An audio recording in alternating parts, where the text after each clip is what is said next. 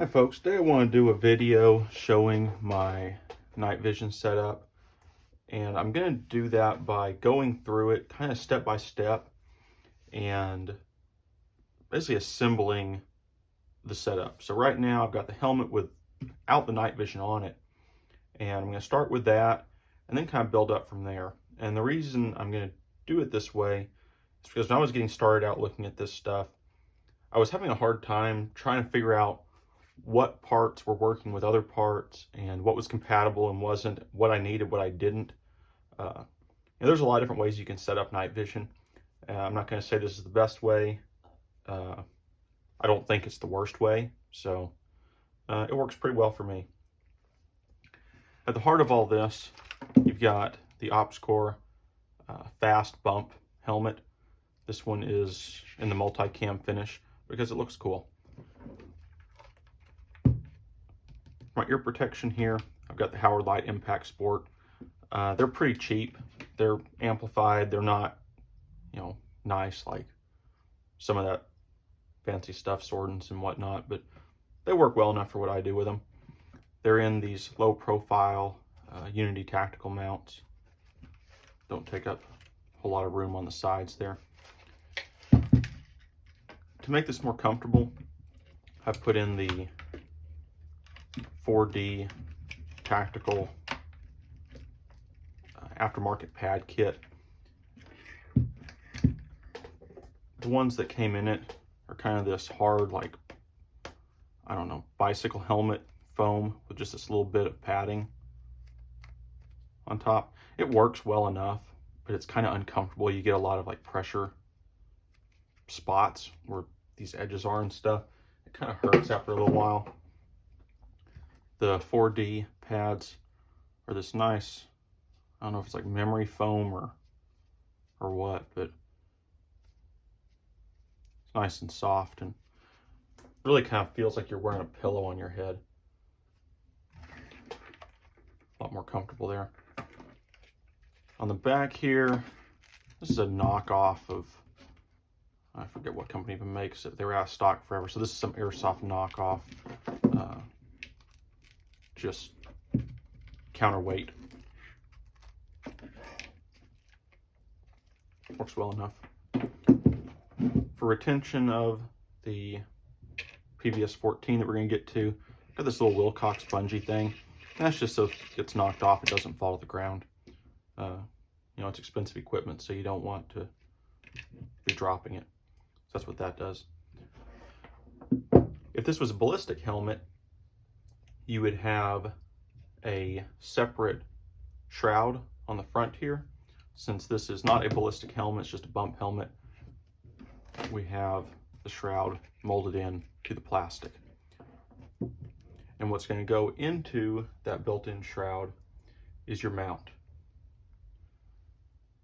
This one here is a Wilcox G24 mount. It's really nice. It's got adjustment in every way you could like. You have this that gives you a kind of front to back pivot. Pivots it sort of up or down so that it matches, I guess, how your eyes are fitted to your skull or whatever. The up and down is controlled with this. It's just a little locking lever, slides up and down. I use mine all the way at the bottom. And then front to back to control how far away it is from your eye. You have these two, and it just goes in on this kind of ladder thing. I use it mostly all the way at the back. I like the PVS-14 close to my eye. It is a breakaway mount, so that if you catch it on something, you don't hurt your neck. To have the breakaway feature activated, you push in on this side that says breakaway, push that in. And all that's doing is causing the lock down here to sit up kind of high, whereas if we have it in the other setting, it pops down a lot further and locks in a lot more securely.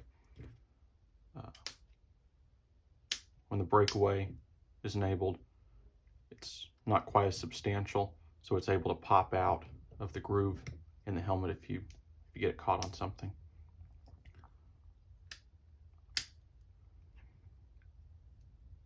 Putting it on, all you do is it has this little kind of tongue coming off of it. You make sure that you're in the unlock position, that you're not getting protrusion out the bottom. Put it in, kind of press down a little bit, and lock it in. To fold this, it has a little button. You just push, and it flips up. It locks in both the up and the down position. So it's not where you're just overcoming tension.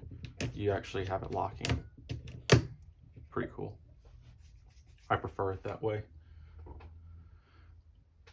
What goes into the mount is your J-arm. This is a Wilcox J-arm that has the dovetail shoe on it.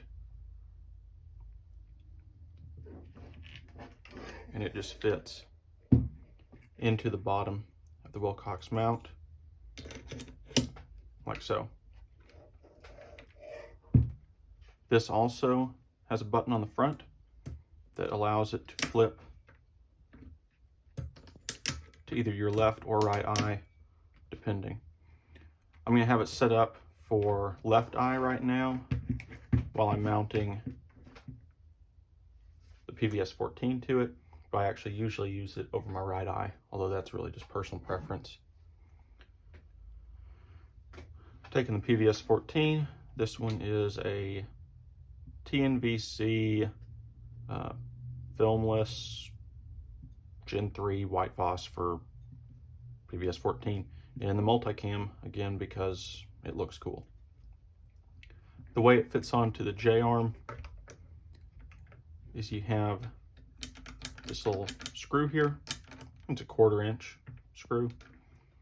You have a little raised portion on the J-arm, and you have a little divot here on the PVS-14. So those kind of line up. Let's see if I can do this on camera. They just kind of line up, get the thing started. And you don't have to get it perfectly aligned when you're getting the screw started, because once you get down here, kind of near the end,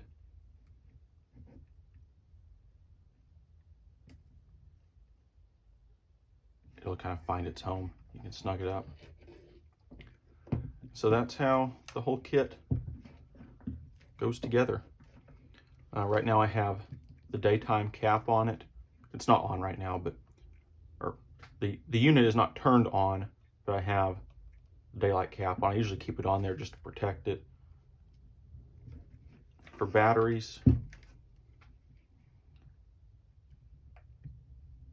you shouldn't really store it with batteries inside. I was messing around with this a little bit earlier today, so I've got a battery in it right now. Really recommend the Energizer Ultimate Lithiums. They're not as prone to leakage as regular old alkalines. They have some incredible shelf life. I don't know if I can even read it on here. Yeah, it's supposed to be good until 2040, so like a 20-year shelf life.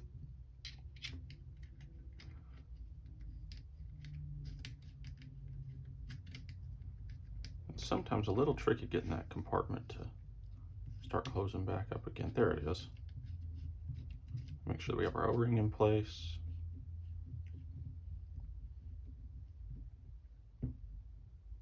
And it just snooks right down. Nicely knurled so you can get a good grip on it. Your off, on, and infrared illuminator functions are on this back dial here. Your gain control is right here in the front. Once I have it on, flip it over to where I normally use it. Just take the little Wilcox bungee thing. I just clip it onto this wire. I figure that's probably good enough, hopefully. If you want to, there are these little bungee cords, if I can get it out, that you can hook on to the back of the PVS-14. And that just pulls it kind of nice and tight, keeps it from bouncing around, put some tension on it. I sometimes use that. I don't normally. To be totally honest with you, I don't find that it makes much difference, but some people really seem to prefer that.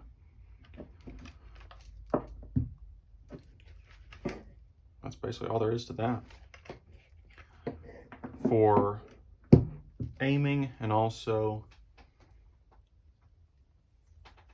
additional infrared illumination, got the Steiner D-Ball D2 unit here. It's got the infrared spotlight. Really impressive how bright it is. It throws a beam pretty good ways. Over here you have both infrared and green visible lasers. The green visible is really convenient for zeroing it. The IR and the green are running in parallel. They zero off of the same windage and elevation adjustments. So it's convenient that you can go to the range during the daytime and zero it with just a visible green laser. And then you know, once you've done that, that your IR is also zeroed. It takes a CR123 battery, just in this front cap here. Got a Streamlight battery in there right now.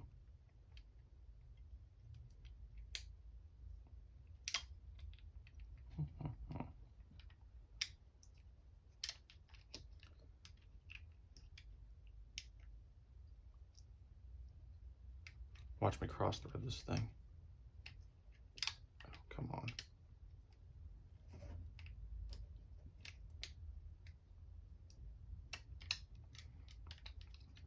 Will I ever get it back together? Nobody knows.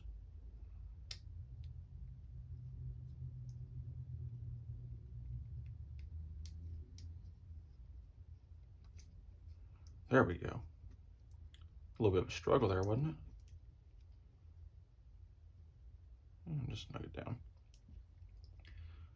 Usually, when it's on the rifle, I have it plugged in to a pressure switch that comes over onto the side. I actually mount this on the right side of my rifle as opposed to on the top like you normally would.